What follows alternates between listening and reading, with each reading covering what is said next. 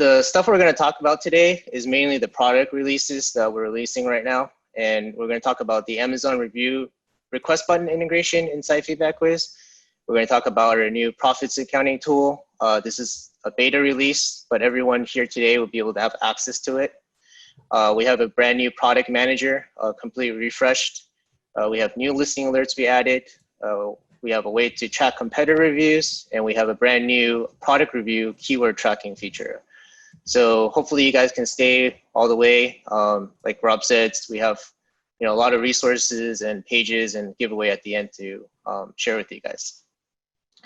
So I'm going to start off with the review request button. So for people that don't know what the Amazon review request button is, this is a feature that Amazon launched last year, and it allows you to go in there into your orders detail page inside Seller Central to click on a request review button. And Amazon automatically sends out a message to the buyer asking for both product review and seller feedback. So if you click on that button, they're going to send out this email that looks like this on the right-hand side. And it's a very generic email. It's a template. It has this subject line. Everyone's going to see the same subject line. Everyone's going to see the same information for everything you sent out. However, it's done very well, and a lot of people like it. They don't have to worry about getting into any type of TOS or Amazon compliance issues, right? So how this works is that buyers will receive a template email from Amazon, right? It can only be sent between 5 and 30 days after delivery, right? So that's one of the restrictions. The good thing is it's automatically translated into the buyer's preferred language. So if you're selling products in Europe, if you have an Italian buyer, it'll be translated to Italian, it'll be translated to Japanese, whatever language is the buyer's preferred language, it will be translated to that. That's great. This also does not go through buyer-seller messaging system. So the issue is that if someone gets this email and they have an issue with their product and they click on reply, it's a do not reply, you won't get the message. Whereas buyer-seller messaging, if people get your email, you reply, you will get that message. This also has a separate opt-out list from buyer-seller messaging, and that's one of the reasons we believe this is so successful is because Amazon basically resetted the opt-out list. With buyer-seller messaging, emails have been going on for many years, so that list has been climbing. But with this new request to review email, it's a separate list, which you can still opt out, but it's reaching more users than buyer-seller messaging normally would. So now I'm going to talk about how we actually integrated this button inside our FeedbackWhiz. So we can actually now automatically trigger this button inside Seller Central. Doesn't require any Chrome extensions or external programs, right? So one of the biggest downsides with Chrome extensions is you have to have your browser on, right? Your computer has to be on. It's kind of slow. It takes up a lot of memory in Chrome. So there's a lot of issues with these other external programs. What you can do inside FeedbackWhiz now is just like the same how I used to create a campaign. So you can create a special campaign just for this button. You can target specific ASINs. You can trigger specific times of day. It has to be between 5 and 30 days after delivery. You can exclude orders, right? People who left negative seller feedback, refunds, returns, things like that, just like how we have it. You can also target repeat buyers specifically based on the purchase count.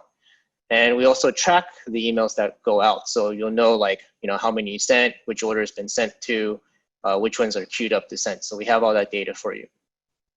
We also have a way to prevent from sending multiple review requests per order. So one of the biggest issues with a lot of sellers with getting the Amazon proactive suspension is that they're sending email review requests and then they're going inside Seller Central and also pressing on this button. So technically that's a violation because it's 2 review requests per order. So we have a detection that if you see another campaign with the same ASINs target, it's going to give you a warning and say, hey, you can't do that.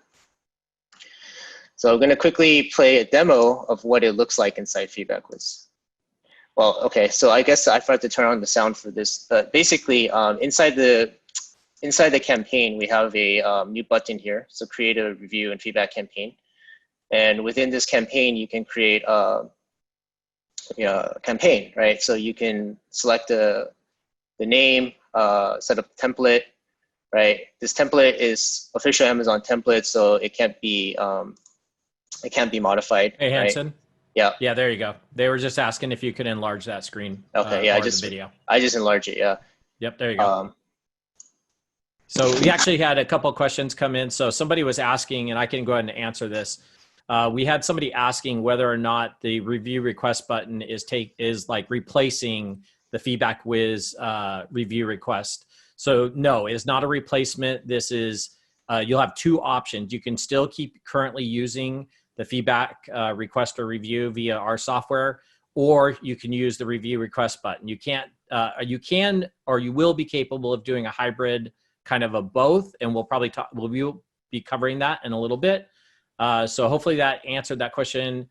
And then let's see, somebody asked about, do you recommend using this request or review button instead of the traditional way of sending a link to write a review? That is up to you. So if you're using our current software and basically our current templates, as long as you're not modifying those templates that will violate Amazon's TOS, you can continue to keep using them. But the problem is we have had people getting, basically suspended or in trouble. And a lot of times that did not have to do with our software. That actually had to do with some changes they made to our template that violated Amazon's TOS. So if you want to be 100% compliant, you can go ahead and use the review request button. So hopefully that answered that. Again, we'll have more Q&A at the end. I just figured I'd jump in there while Henson was getting this done. So go ahead, Henson. all right, I'm back. Sorry, guys. That was a major fail on my part. But yeah, so basically, so this campaign, like I said, has the features, really easy to set up. Just go inside the campaign manager and you can set up all these options, and that's it. And the cool thing here is that the review request button, you can set up multiple campaigns for different types of products. So for example, if you have like apparel, electronic supplements, you can stagger the delivery dates differently. So different products have different delivery dates, and this gives you ability to set up different timing rules. So let me see here. So okay, so can everybody see my screen? You're good, Henson. Go ahead. Okay. So the biggest question now people are asking is, what is the difference between the review request button versus buyer-seller messaging emails, and which one should I use for asking for reviews and feedback? So, so basically, I'm going to list out the pros of each one. We have a blog article that has a lot more information on very detailed breakdown on like pros and cons of each one. So you guys can decide which one suits better for you. So for the review request emails, the pros is that it's 100% compliant, right? You don't have to worry about TOS. The message is translated into the buyer's language, right? It displays the buyer's name. With buyer-seller messaging emails, they blocked some of that information, so we don't see that anymore. And even if you're restricted from buyer-seller messaging, you can always use this feature. So that's one of the biggest pros. And I know a lot of sellers have been getting hit with compliance issues with buyer-seller messaging. So this is a great alternative you can use during that time window if you still want to use emails. Figure out what's wrong with your emails, fix that, and then you can use this in the meantime, and then see if you're getting better conversions, right? If you're getting really good conversions, maybe you can stick to this. If your conversions are not that great or you're getting a lot of negative reviews, then you might want to go back to buyer-seller messaging emails. The biggest drawback, I think, for this feature is that it's limited to a 5 to 30-day window after delivery. So, there's some people that have products where they might not have enough time to ask for review, right? Especially in supplements. If I was a supplement seller, I probably want to ask maybe closer to the 30-day to 45-day window. And with this request review email, you're kind of, limited to that time. And, for people that have products that, they want reviews right away, you have to wait at least 5 days. So that's the issue here. Now with buyer-seller messaging emails, it's still 100% compliant. Like you can still send emails. There's no issues with that. People that are getting suspended are usually in violation of sending too many emails.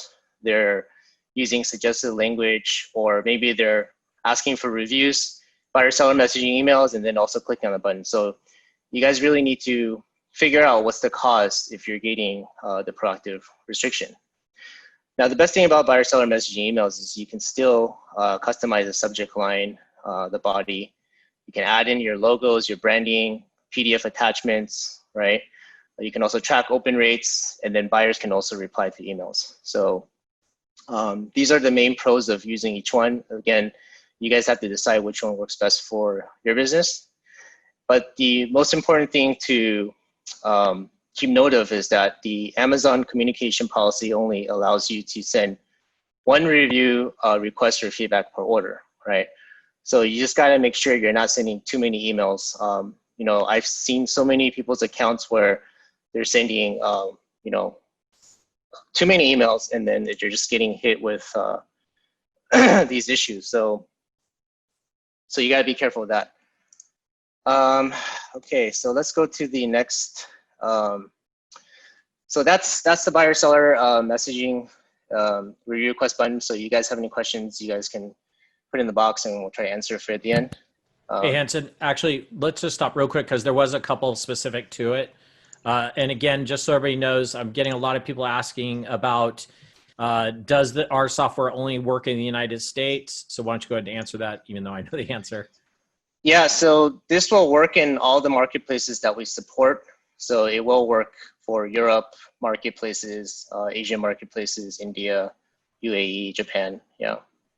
And then another one that's coming up quite a bit is, should they use the review request button or the FeedbackWhiz template? If you're using the FeedbackWhiz buyer seller messaging template with the review request button template, I would say try out the review request button, because that one, like I said, has a separate opt-out list, so it might actually reach more users.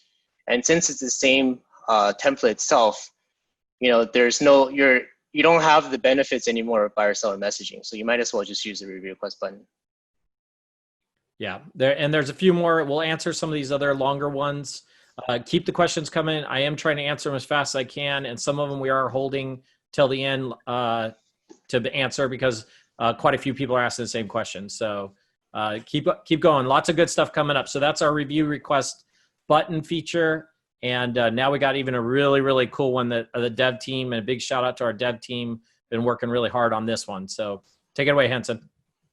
Yeah, so we've been working really hard in the last few months with developing a brand new software tool outside of getting reviews and emails and things like that. So we have a lot of data that comes in from the Amazon APIs, and we really feel like there's a there's a huge benefit for sellers to get more analytics, more information about their product, sales, revenue, profits, all that good stuff. And so we developed this profits and accounting tool. And basically, this tool allows you to really customize and filter all different types of metrics, regarding your revenue, your sales, your PPC, your promotions, your fees, all that stuff. And we've designed it in a way where it's really intuitive to use. Traditionally, a lot of the issues with sellers is they have to download these different reports. There's different spreadsheets. They have to, build their own, filters, things like that. So we've done all that stuff for you guys. And for this tool, it's really simple to use. It's got all the information, as you can see in the screenshot here on the right.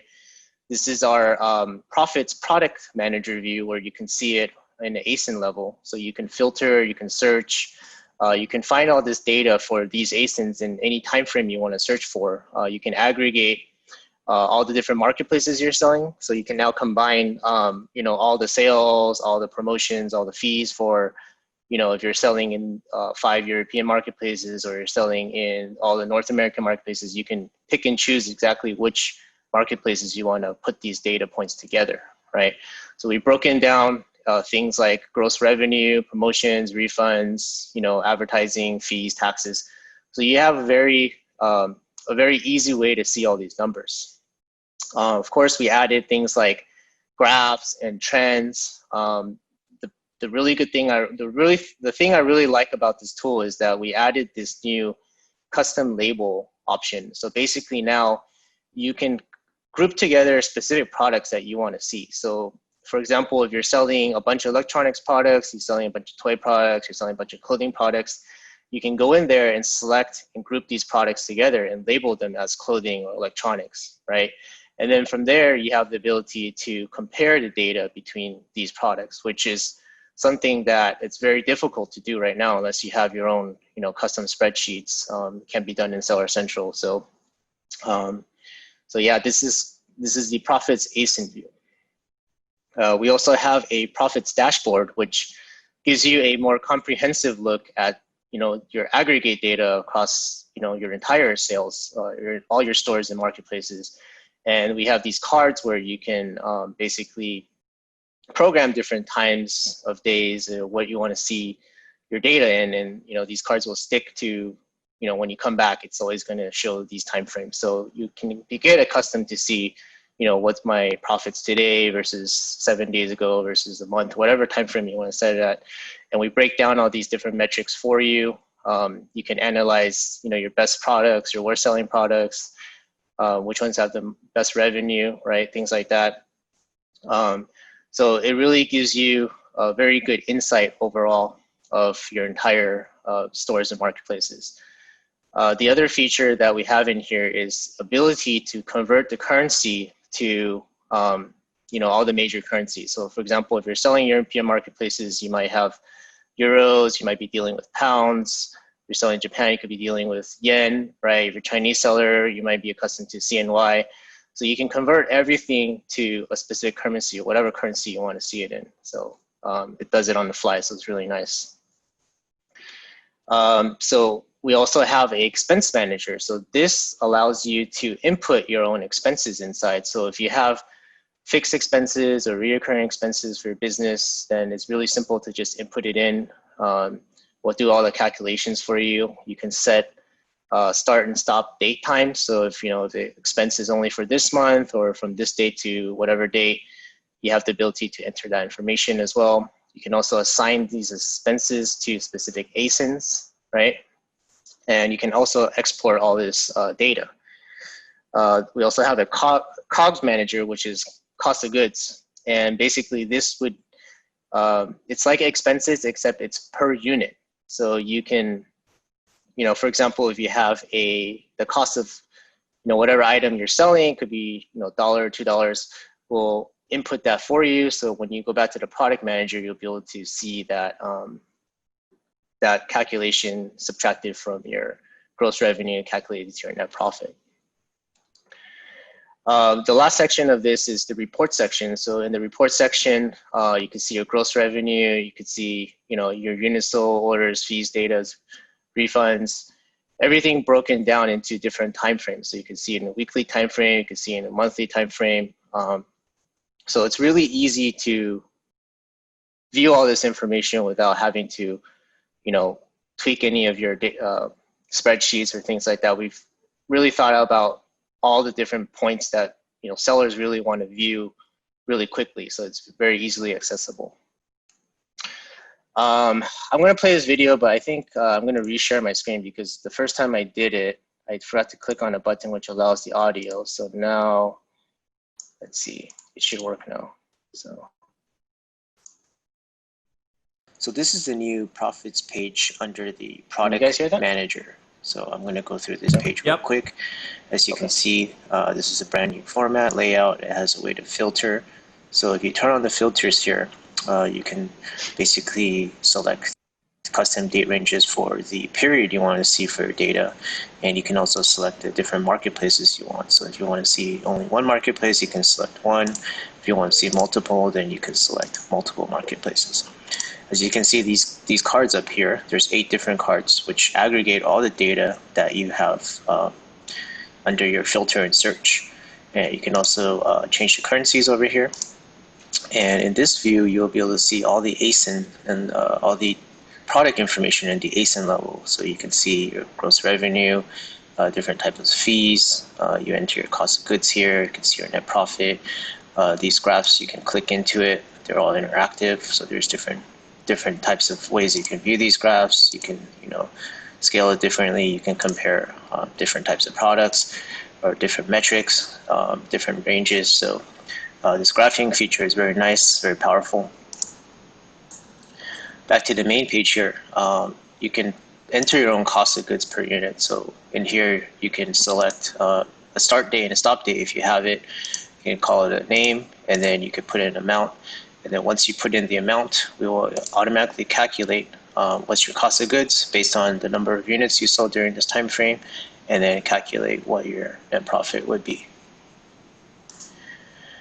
Now this next page is the profits dashboard page. So this is actually where the main profits tool is located.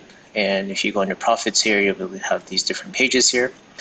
And this profits page here gives you the complete aggregate data of you know, different time frames. So you should see here there's different cards you can set to different time frames that you want to see. And then once you save these settings, it will always display based on these time frames. You can change the currency in the marketplaces here. Quick overview gives you a lot of different information on things like gross revenue, units sold, orders, cost, promotions, et cetera, et cetera. So the fee breakdown on this part here. Product labels, this is very nice. The way you can create product labels is you have to go back to the product manager, and you can select multiple ASINs and then group them together and, you know, call them whatever you want to call them. And that way now you can aggregate data together for just these products and compare the numbers for these products. So whatever I have created in the other page, I can now add in this page and only view the data for these products itself. The next page here is the top products. So we basically have ability to let you sort your best and worst selling products. You can sort it by units sold, gross revenues. You could do by all products, your favorite products, or you can even filter only by labels. And this is nice because you can see this in a monthly view format, all the details of, you know, what your best and worst selling products are. This is the expense manager. So basically this will break down any type of business expenses you have. They could be one-time expenses or reoccurring expenses. So you could add different expenses by adding it here. You can select a date, name, and put in an amount. And we will automatically calculate this and then put it under your overall net profit. The cost of goods manager here is similar to expense manager, except this would be based on tied to an ASIN. So you can tie the cost of goods per unit to an ASIN. So if I wanted to add a cost of goods for a specific product, I can again select a start and stop date, select whichever ASIN I want, enter a name, and then put an amount, and then it will basically program this into that ASIN. And then you could see all the different cost of goods you can add here, and it will give you a calculation on, you know, what the actual cost of goods is. So you can actually filter by different date time frames. In here, you could see there's 9 products sold in this time frame. These are the cost of goods. So your total cost is displayed right here. So you can also change the pagination here, and there's different ways to sort by labels and product names. You can also export these cost of goods, expense manager, top products. So all this data can also be exported in the Excel format. So this next section here is called weekly reports. So we have just basically break down weekly, monthly reports for different types of you know, metrics such as revenue, products sold, orders, fees, etc. So you can really see a breakdown of you know, how much I'm making this week versus last week, what my highest days are, etc. So it gives you a better way to filter your data. And there's also, again, the interactive charts you can go and click in and see more detail, or if you want to find more information here.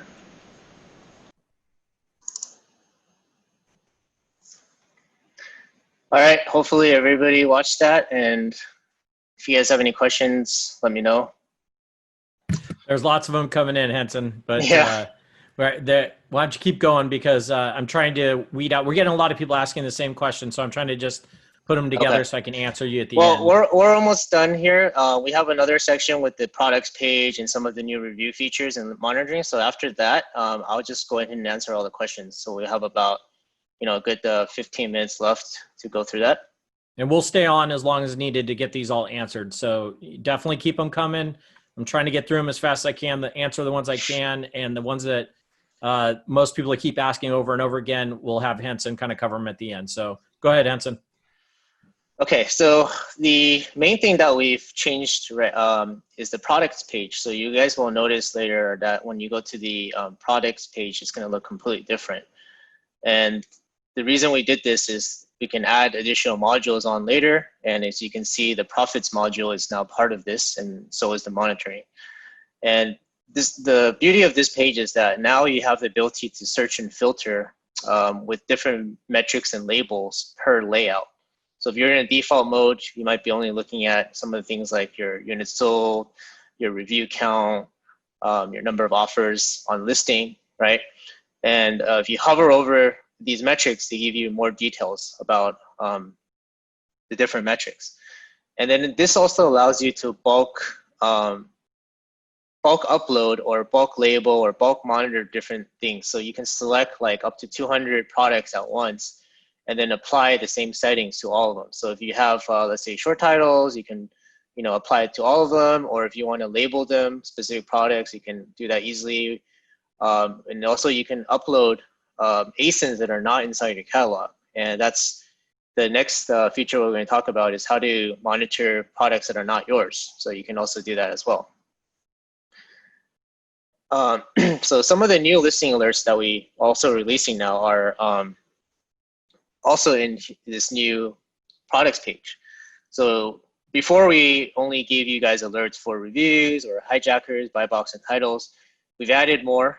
Now we have description, image changes, pricing, dimensions, adult flag, and then the BSR and category we're gonna probably release very shortly. So that is also coming. So you have the ability now to monitor for all these different types of changes within your listing.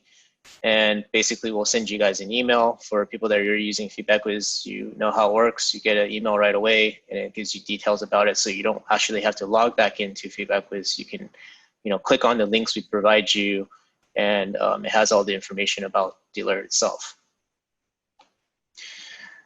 Some of the other updates we've done with the product review manager is we've added a way for you guys to track competitor reviews. So now you have the ability to upload any ASIN you want, right, from any marketplace. So as long as you're in the right marketplace, you upload that ASIN, we will start pulling data for that ASIN for you. So whether it's the listing alerts or reviews that come in, right, we can give you all that data now. We've also added a new way to view rating count and scores. So traditionally, we would just display like what's the overall rating or of all time of your product. So now in the new profits view, there's a way to filter by time. So if you filter by time, then it'll tell you exactly how many reviews you got in this time frame, right? What's the average rating in that time frame? And if you hover over it, it gives you more information. And we added this thing called top keywords. So we come up with an algorithm where we go through, read all the reviews that are collected during that time frame, and we'll tell you what are the top keywords, the top phrases people are using. So when you're launching a new product or you're researching your competitor's product, this is very useful because you can kind of figure out what people are commenting on, right? Whether it's good or bad, right? So we give this information, we tell you how many times these words have been mentioned, and then you can use that information to either make your product better or figure out if you're doing product research, how can I develop a better product, right? And you can do up to 10 keywords per ASIN, which is nice. And then you can also compare relevant top keywords in different timeframes as well. So let me play this video now for you guys. So let's see. This is the new format for the products manager. You can see here we have a different type of way to see all your different ASINs. And then there's 3 tabs now: default, monitoring, profits. So clicking on these will go into different parts of the product layout, and you have ability to do different things. The main navigation is on this side here now. This is where you can select all your products and then do bulk commands like labeling, monitoring, short titles, notes. You also notice that You can see all your reviews here. This is where you actually can see your all-time review, or you can filter by this current time frame, and then you can see this is how many reviews I got this time frame for this product. And here you also see the top keywords, this new feature that we will tell you. These are all the new keywords that came in during this time frame and which ones are most used. So you have the ability to kind of really quickly figure out what words people are writing in the reviews without actually going to read the reviews. However, you want to read the reviews, you can't click into the stars, and it'll still take you into the product review manager itself. The new monitoring features are available under this monitoring tab. You can see these are all the new monitorings we have. So if you just click into one of them, you have the ability to turn these on and off. You can change the number of offers for hijackers. If you want to bulk monitor all your settings, then what you would do here is you go to this button box here, and you can also change the pagination to 200 per page. And if you have more than 200 products, then you might have to do this a couple of times, but you can click bulk monitoring here, and you can turn everything on or everything off, and it will apply the same settings to everything in this product page. This new page also has some additional filtering available. So if you click on the filters here to turn it on, you can sort by different labels that you set up, or you can see by different offers, alerts, and changing currency would be right here. You can also aggregate all the data from the different marketplaces. So if you want to see all the reviews or all your profits in specific marketplaces or multiple marketplaces, you can just checkbox these. So this is the Okay, so that was the demo of the product manager update. And we are done with all the new features. So if you guys have any questions, we'll spend some time now to answer it. But this page here will give you all the references of how to use these tools. So this review request tool is now live. So if you go inside FeedbackWhiz under campaigns, you'll see this button now. So you guys can, if you guys want to use this feature, I would suggest turning off your other email campaigns. If you have other email campaigns that are running for reviews, make sure you deactivate those first before you activate this new one, because again, you can only send one review request per order. For the profits and accounting tool, this is still in beta. So everything I've shown you is what we have now, but there's actually a lot more stuff that we haven't added, and we'll have a separate webinar when this thing is fully live. And I think you guys are going to be really happy with all the new things we're going to add in there as well. A lot of people were asking, when is the best time to send emails, referring obviously to the review request button? Okay, that's a really good question. So we've done analytics in the past with reviews itself, and we always found that anywhere from 7 to 9 a.m. Pacific time, or 5 to 7 p.m. Pacific time, has the highest open rates. And the main reason for that is it covers both the East and West Coast times, and people are usually more attentive to emails either early in the day or later in the day. Now with COVID-19, the whole world has changed. So people are pretty much in front of their computers all day now, and we don't have enough data we haven't collected enough data recently to look at to see which, how the open rates have done for emails. With the review request button, we can't track the open rate because this is internally done through Amazon. So Amazon has that data, we don't have the data, so we don't really know what's the best time they open these emails. But we know that in general, I mean, it's the same thing. It's emails, right? So people are going to open them.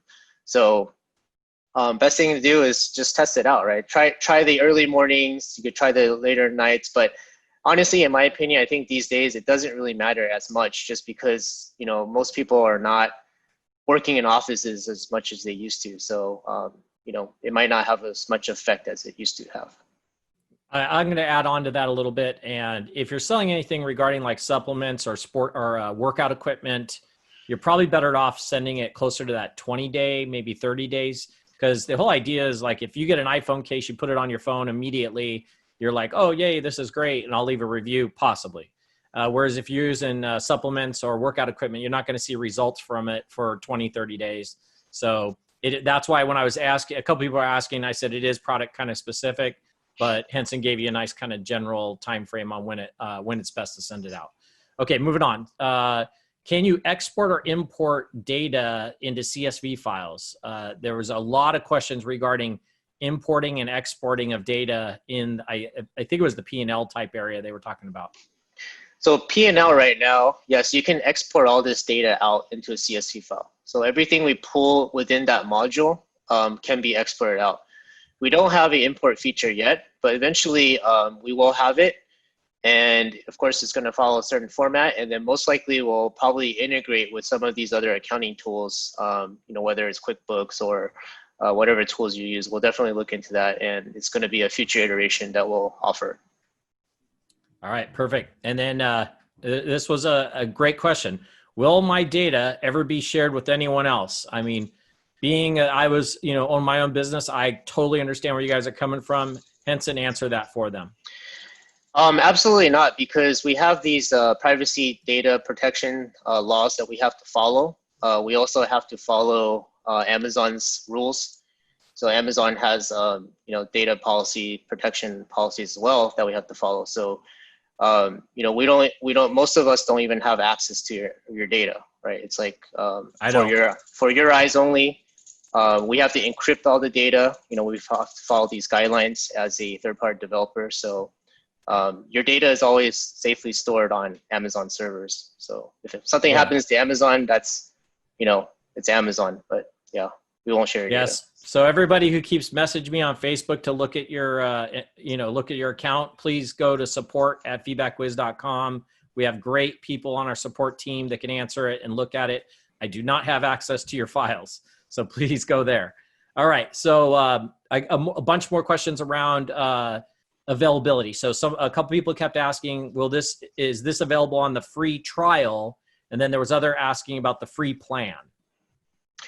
Yeah, so the free trial, everything is available on the free trial. And like I said, for the P&L, if you want to use that, you have to go to account settings and request access, and we'll give it to you. That's not a problem because it's beta, right? It's not for everybody because we're still adding stuff. For the review request button, yeah, it's live. Everyone can use it.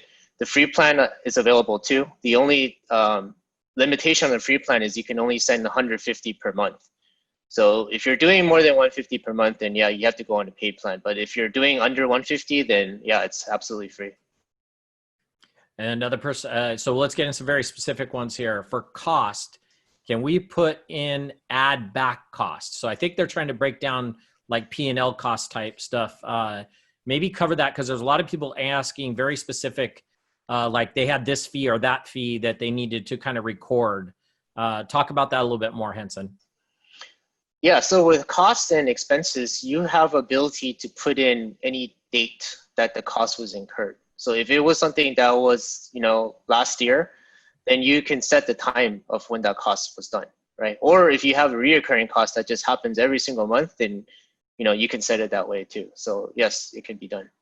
Yeah, and just to kind of add on to that a little bit, you can break down even more. We have sections that, let's say you have the cost of your product, you went and had an inspection done and you broke down the inspection cost $150 and you had 150 of them. Well, that's $1 each. You could add a line item in there and put that in and then have the shipping separate from that. So if you really want to get granular and really into detail, it is capable of doing that. Again, it's still in beta, but yes, for right now, that is definitely something we are have, and it will be looking at even more. Somebody asked about, is this going to be different login or different software, or is it still under my same login? It's still under your same login, FeedbackWhiz. So earlier I screen shared, you could see there's going to be a new button in the top navigation. So you'll be able to find the new features up there. Yep. And then we had a person ask, is there any data on how many people have opted out of seller email, the traditional method, versus opted percentage on the new review request system? I think we need a little more clarification on the review request versus our software, Henson. Yeah, so unfortunately with the review request, there's no way for us to track that information because that's all internal Amazon data. Our system is simply just triggering that button for you. So we can't actually see things like open rates and opt-outs, whereas in traditional buyer-seller messaging, we can collect that information. But for sure, we know that since it's a new opt-out list and it's new, the opt-out the number of opt-outs is going to be significantly less than buyer-seller messaging. So that's one of the benefits there. If we used your review request feature and a review has been requested with your feature, will it then show that the review has already been requested if I go into Amazon manually and try to request a review? Got asked that about probably 12 times. Yeah, so right now with the review request feature, what happens is you can only click that button once. That button won't disappear, but if you clicked on it before, it'll take you to a page that basically says that you're ineligible to request a review because it's either been requested already or it's not part of that window. So if you click on it and then our system tries to click on it, our system's going to say, hey, it's already been done. So, but either way, it doesn't matter because the seller is only going to get one review request anyways. It's not ever going to send more than one. So, but either way, yeah, if you click on it or we click on it and you go back in there and click on the button, it's going to give you that message. We're getting a lot of people also asking kind of like a hybrid mode. Can I basically send a email from FeedbackWhiz, then have the review request sent, you know, so like if they're sending, let's say, was it like PDF file, could they send that PDF file, then go over and have the review request button send the review request? So like a hybrid. Yes, you can definitely do that. There's a lot of people doing that right now. So they're using buyer-seller messaging to send out a email with, let's say, a PDF, product information, something necessary to complete the order. I would say only use the hybrid method where you're using buyer-seller messaging to send an email if you have something that's of value to the customer about your product. Like if you have a PDF file with instructions, or if you have something that needs customization or very important warranty information, things like that. Otherwise, don't send that order shipment email because a lot of sellers are sending just nonsense, and that's mainly the reason why Amazon's cracking down on buyer-seller messaging. So unless you have something of value to send, don't do it. But yes, you can do the hybrid mode. You can set one campaign up for buyer-seller messaging with the information about the product, and then you set up another campaign for the review request. So that can definitely be done. Yes. Yeah, we're going to go through a few more questions, and if I missed your specific question or I didn't quite get it right, you're 100% welcome to email support@feedbackwhiz.com with a specific question, and we'll get it answered. So kind of along those same lines, we're also getting a lot of questions of, can I send certain people using the FeedbackWhiz templates an email and then send different people the review request button? And that's been asked a couple ways, not just like different groups, but also like, could I send US people the FeedbackWhiz one, but send non-US the review request button? Yeah, you can definitely do that too. If you have certain products where you want to use buyer-seller messaging to ask for reviews, then you would just set up a campaign and only select those ASINs, right? And if you have specific products in a different marketplace that want to use the review request button, then you just create another campaign and select those ASINs that pertain to those products. And like I said, our tool has a detection where if you have multiple campaigns targeting the same ASINs, we're going to make sure to give you the warning or prevent you from creating that campaign so you don't send out 2 review requests per order. Yeah, and then Sean, just real quick, he was asking about A/B split testing results. If I'm not mistaken, Henson, only thing we are A/B split testing right now is subject lines, correct? Yes, so the only thing we can split test is subject lines, and that's only if you're sending the emails through buyer-seller messaging. We can't A/B split test the review request button because the subject line can't be customized. It's the default of what Amazon sends, and Amazon doesn't provide us any open rate data. All right, TK's got several questions. Let me try to get through them here. How to break down cost of goods. I think you meant to say versus POs, since sometimes our cost of goods shipping varies. Any breakdown of PO shipping plan to sales? I think I kind of covered that, right, when we were talking about being able to get granular in the different expenses and things. So hopefully that answered that. Then he asked, PO is a synonym for invoices. Yeah, so this question is interesting because, so POs will have different dates, right? Yeah. So the PO is going to be, okay, if your cost of good is going to be, let's say from January 1st to March, right? and let's say the cost of goods for that product is $1, and then from March to April it went up to $2. So in our COGS manager, it gives you the ability to put in the start and end dates, right? So if you put in the start and end dates and then you put in that expense, then you can put varying, different varying COGS, and then we'll calculate for that. And then you can see in the interface it'll break down by month, and it'll say, hey, in January to February you had this much more versus February to March, whatever. So yeah, that's how you would do it. All right, we got just about 7 more minutes, so we're going to try to get through these pretty quickly. Does this new feature track inventory? In the beta version that we have right now, it does not, but we will have the inventory integrated in very shortly. So yes, eventually it will. Is inbound transportation charges to Amazon automatically input as an AMZ expense? So they're probably talking about all the different Amazon expenses. That is a good question. I will have to check with our development team if that data is already integrated in. As of right now, I don't believe it's in there, and I'm not 100% sure if there's an API that gives us the inbound transportation charges, but I'm pretty sure there is. So, but I definitely know that we'll have that in there because that's on our, fees and expenses. So we'll also have the long-term storage fees, short-term storage fees, that data in there as well. So this will eventually be integrated. I'm not sure how we're going to get it yet. If it's an API, I have to get back to you on that one, but we'll let you know. Perfect. And then I have a person asking, what about exchange rates? What exchange rates do you use? Is it updated daily, weekly? I don't know. We are doing different rates. It is. I believe it's updated every day because we're using a live currency conversion tool that's basically processing the daily exchange rate. So it should be very accurate. It should be up to date. Yes. Okay, and then I have another person asking, do I have to add any permissions for the review request tool? No, you don't have to add any permissions. Everything is integrated already in your account. So you just go in there. All you have to do is click on that create Amazon review request campaign, and that's all you got to do. And then Andy, I'll answer this one. So Andy was asking about how much more is this going to cost? The review request button is live and built in. As far as P&L, we have not come up with a pricing plan yet, but when we get to the point of actual production release, we will definitely have some pricing in place. Yeah, so right now P&L is free to use for everyone. And the plan that we're going to release later on is not going to be, it's going to be in line with all the other tools out there. If anything, it's going to be a better value for everybody. Absolutely. Is there a keyword tool for ad campaigns, or is it just for assessing reviews? The keyword right now is just for assessing reviews, but I will put down as we'll look into see if we can do ad campaigns as well. But for now, it's just for the reviews that come in.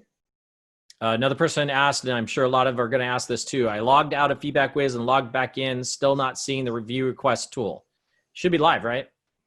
I think we have it set live at 12, but oh, there you go. Yep. Come back in 5 minutes. 5 minutes. There you go. All right. Let's see. Being listed Amazon. Somebody was asking about hijackers. They said the product we sell are already being listed on Amazon by other sellers, not unique to us. So how does this apply to our business? I think that's a whole different thing. Well, hijacker is just a term we use for private label sellers, right? The private label sellers usually are more interested when people jump on their listings. Now, if you're doing a shared product with everybody else, then maybe this feature is not beneficial to you. However, you can still track when other sellers jump on or jump off the listing. So sometimes it's good to have that information. And even with the price monitoring, like you can see like if the buy box price has dropped, to a certain amount, then it'll trigger an email and it will send it to you. Had another person asking about some limitations. I think it's Mike J. Mike J, go ahead and email support@feedbackwhiz.com for that specific question. We'd be happy to take a look at that and help you with it. Again, real quick, the person who jumped out and jumped back on and didn't see it now just messaged and said they are seeing it. So it looks like it is live. Thanks to the dev team jumping on that. Let's see, is there a way to easily send feedback requests to customers from past 5 to 30 days who have opted out of buyer-seller messaging? A lot of buyer-seller messaging opt-out stuff, people asking. That's a good question. I'm trying to think there is an easy way for you to do that right now.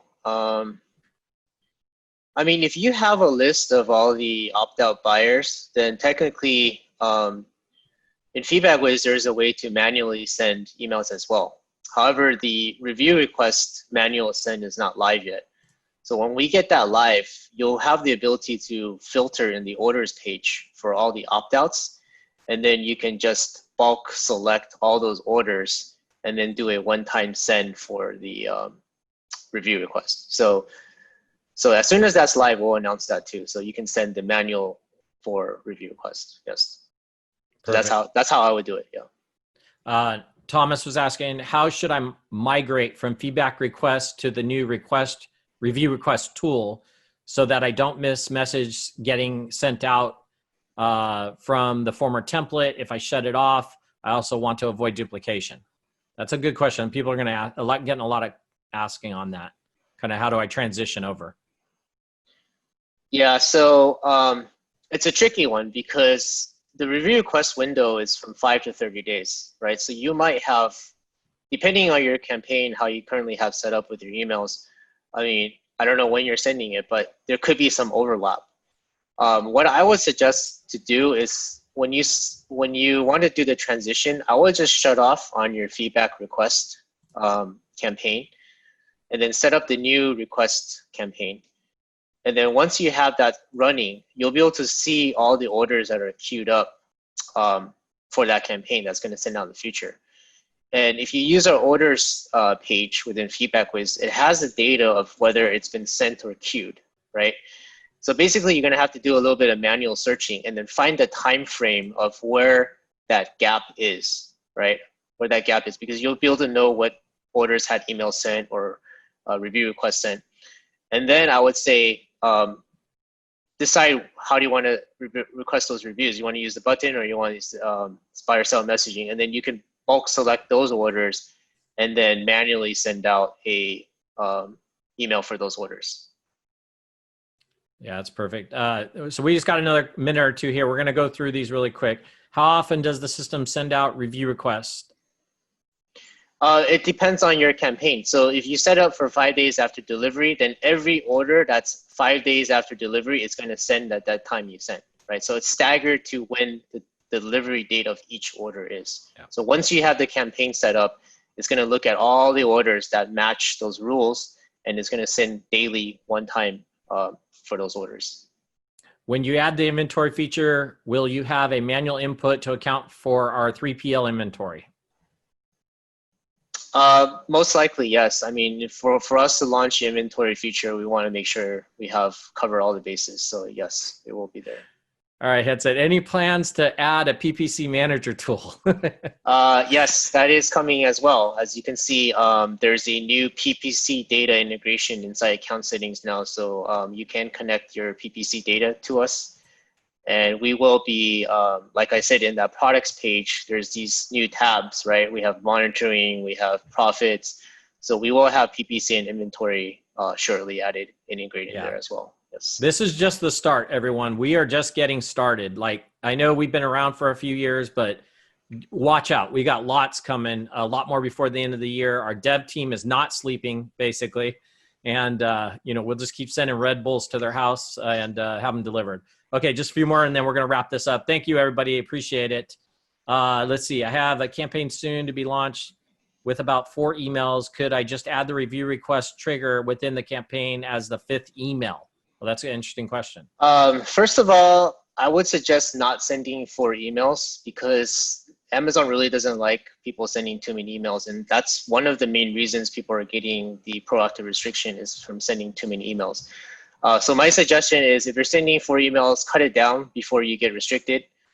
Keep it to 1. I don't know why you need to send 4. Back in the days, yeah, you could send 4 or 5, but now it's you're going to get restricted for that. So I would, if you're going to send emails, cut it to 1, and then add another campaign just for the review request trigger, so you could have 2 running. Yeah. So just a couple more. I know we're trying to get to everybody here. Can you manually blacklist a set of orders for review requests? Yes, you can. So in the orders page, you can look up by order ID. You can select it. There's a button to blacklist the order or blacklist the customer forever. So check our support site and search the keyword blacklist. There's a whole article on how to do that. Yeah, so we're going to make this the last one. Thanks again, everyone, for jumping on. One last question. And anybody, if I missed you, go ahead and email support@feedbackwhiz.com. Appreciate all the great comments. I don't get to all of them. A lot of great stuff. Are there any plans on developing an app where we can view high-level data, dashboard, and charts, etc.? I mean, pretty much we do that with P&L, right? There's lots of great charts in there. I think what Chi was asking is probably for a mobile app, like a phone app. Okay. Yeah, definitely. That's one of the things I really want also. So we'll definitely try to get that out as soon as we can. Try to get a mobile app that just, give you guys a high level data. You don't have to, just something you guys can view. It's just like looking at the Seller Central, refreshing it. So now you can refresh our data. Please subscribe to our YouTube channel, and for more information, please visit feedbackwiz.com.